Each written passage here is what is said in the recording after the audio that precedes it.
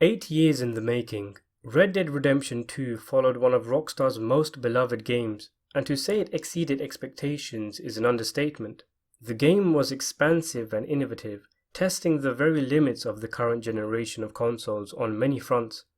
The gameplay was improved from its predecessor, the map bigger and incredibly detailed, the story and characters unbelievably layered and three-dimensional, and of course, shrinking horse testicles.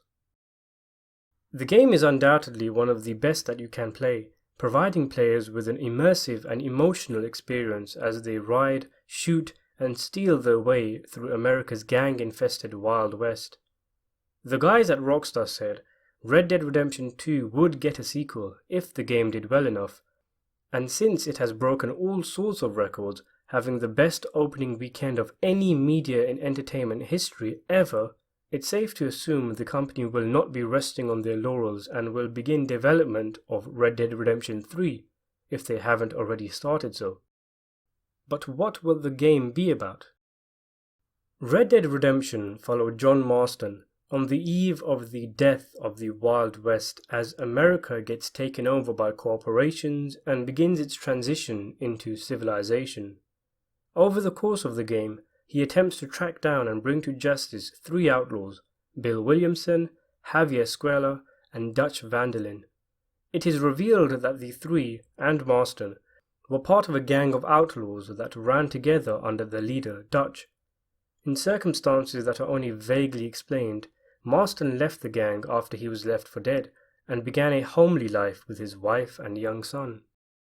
However, despite changing his ways, federal agents bring his new peaceful life crashing down, imprisoning his family and only releasing them once Marston hunts down and kills his former brothers-in-arms. Eventually Marston does so, but shortly after returning to his family he is betrayed by the law, who come to his home with the intention of killing him. He sees his family off to safety and then faces his fate in a shocking finale to the game. Years later, and after the death of his wife, his now grown son, Jack Marston, seeks revenge from the man who ordered the killing of his father. Despite his parents' attempts to keep him away from the life of the outlaw, even having him taught how to read, eventually Jack did follow in his father's footsteps, and takes out the man responsible for his father's death before the credits roll. Red Dead Redemption 2 took the story presented in the first game and expanded it in unprecedented fashion. A prequel to the first game, Red Dead 2 has you follow the Dutch Vanderlyn gang in their prime, and they rob and steal their way through America, hoping to achieve the dream of a life free from the law and rival gangs. There are numerous gang members, including Bill and Javier, and new characters such as Second-in-Command Hosea Matthews, and each has their own distinct personality and backstory. John Marston, although in the game and with a prominent arc of his own which manifests towards the latter stages of the story, as the game bridges with the first, is not the protagonist this time around. In this game, you play as the gruff and physically imposing Arthur Morgan, who has gone down as one of the very best protagonists in gaming.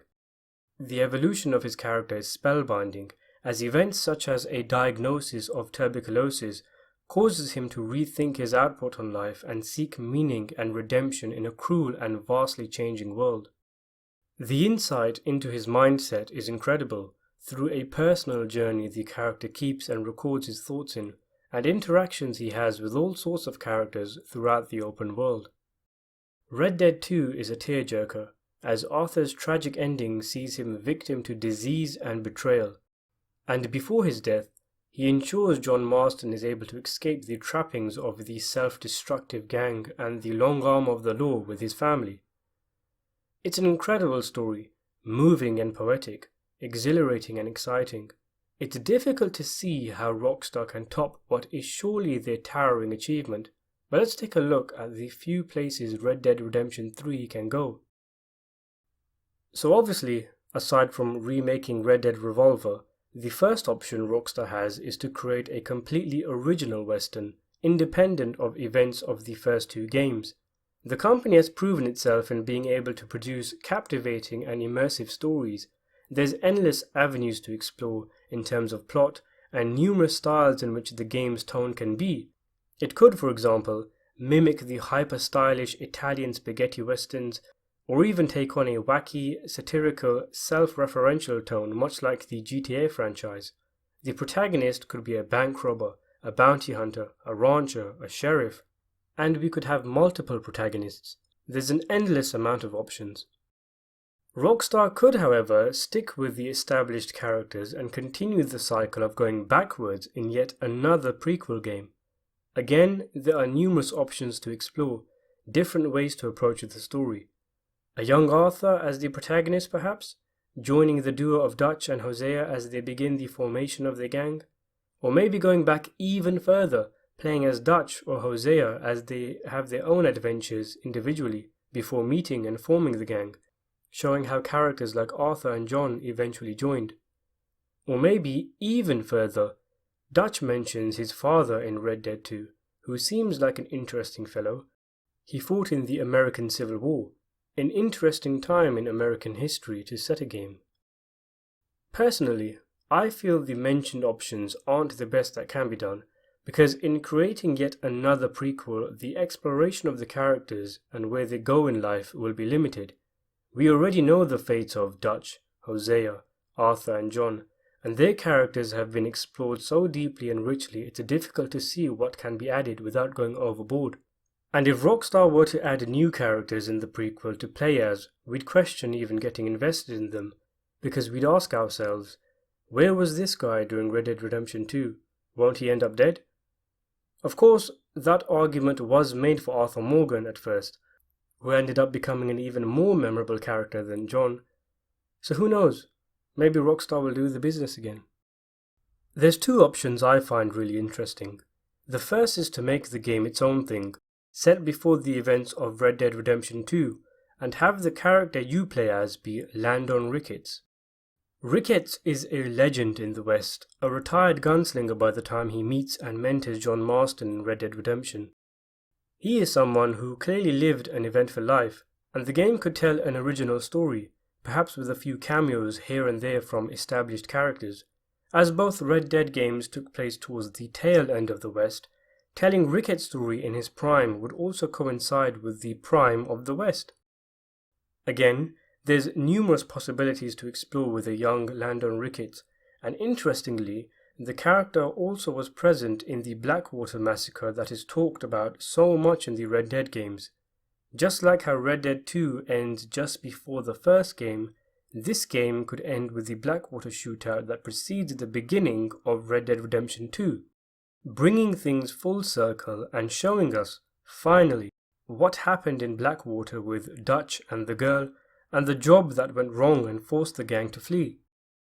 The other possible storyline I find interesting is continuing from when the first game left off, telling the story of Jack Marston. Jack is interesting for many reasons. For one, we don't know the circumstances behind him becoming a gunslinger at the end of the first game. Was this a gradual change? Did he seek the outlaw's life after seeing how the law had betrayed his father?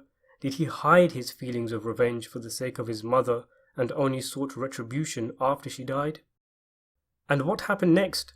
Does he put down his gun, or does he continue down the self-destructive path of the gunslinger, fueled with a sense of rage and injustice? And what world is he living in now?